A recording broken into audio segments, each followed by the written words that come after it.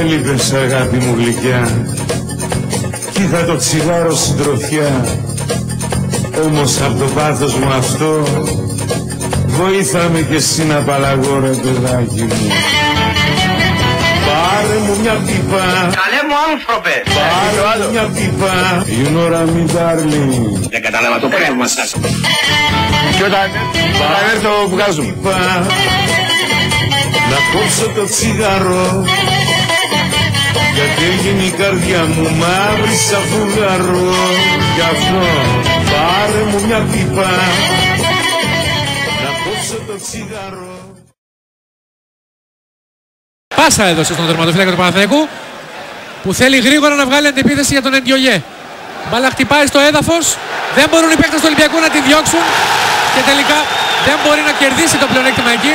Με το σώμα τον σταμάτησε ο Άντζας, τους χωρίζει ο Νικοπολίδης και τα νεύρα τώρα στο φινάλε δεν τα είχαμε τόση ώρα εκτός από μία περίπτωση.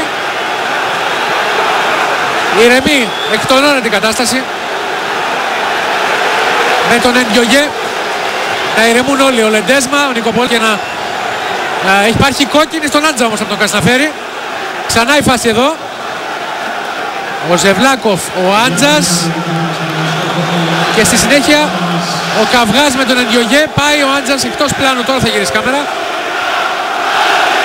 και κάνει αυτό στον Εντιογέ. Ο Άντζας φεύγει με κόκκινη κάρτα, δεύτερη κίτρινη δηλαδή. Δεύτερη κίτρινη για τον Άντζα, με παίκτη λιγότερο Ολυμπιακός για λίγα δευτερόλεπτα μέχρι το 90. Ο Κασταφέρης εδώ. Σφάξαμε ένα κόκορα στου παιδιού μας τη χαρά. Σφάξαμε ένα κόκορα, είναι και ένα κομμάτι.